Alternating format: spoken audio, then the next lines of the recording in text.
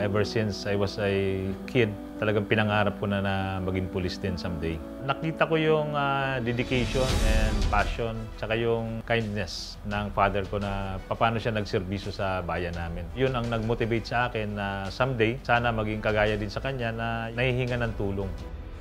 Noong 1999, during the time of General Lacson as Chief PNP, yung kanyang anti-kotong program, which is yung inept, corrupt, and undisciplined personnel na tatanggalin sa serbisyo yung mga pulis natin na involved sa irregularities.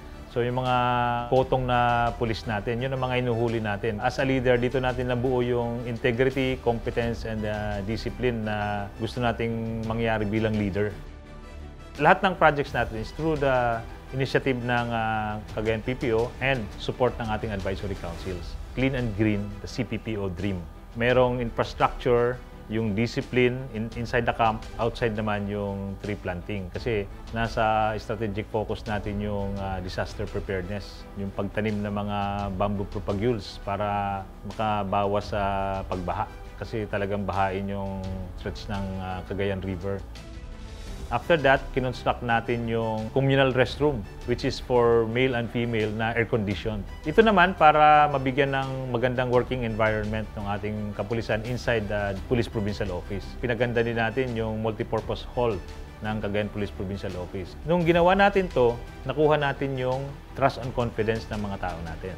As we go out, yung para naman sa community, kasi ang ginawa natin is I prepared my men na magkaroon ng tiwala para pagpunta nila sa community, mas maganda yung serbisyo na maibibigay nila. So when they are ready to go out to the communities, yun na yung mga projects natin na meron tayong Project Ube, yung United for Baby Eve. Nagbibigay tayo ng financial and grocery dun sa mga identified batang may cancer. Meron tayong Project Aruga, which is yung pagbigay ng livestock. Para dun sa mga may hirap talaga na sa komunidad, binibigyan natin ng iba-ibang livestock para matustusan yung pangangailangan nila sa buhay. Meron tayong pamana sa bata. Meron kasi tayong tinatawag ng Mana Pack. Ito yung nutritious food. Doon naman sa mga iba-ibang barangay, iniipon natin yung mga bata. Pag may mga outreach program tayo, ginagawa naman natin ito regularly every week. Tinuloy natin yung programa ng dating regional director na si General Nieves, yung Pabahay Project.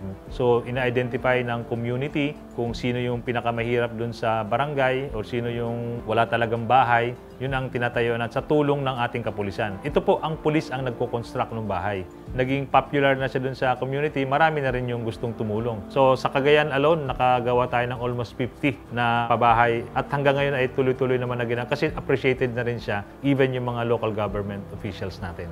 And most importantly, yung Project Wagi. Ito po yung welfare and good intentions for the Cagayanos. Gusto kasi natin maging godly, family-oriented, and service-oriented yung ating kapulisan.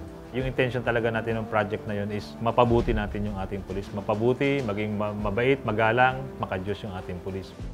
Ito po mga ginagawa natin, nag-iwan o nagtatak ng sa community na talagang ang kapulisan ay ready o yung dinadala natin yung government para ma-appreciate sa community. Pangarap natin is we want to win the hearts and minds of the community. Sabi nga, ang aming mithi ay ang inyong ngiti. So nung binigay namin yung mga programa namin sa community, klarong-klaro nakita natin yung suporta nila na dapat ang pulis nakikita, nararamdaman para magustuhan ng taong bayan.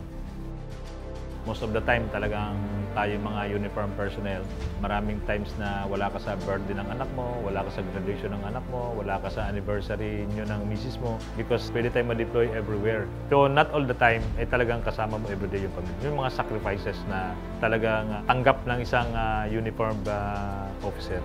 Mas nalulugon, no mabuluntam ngamin.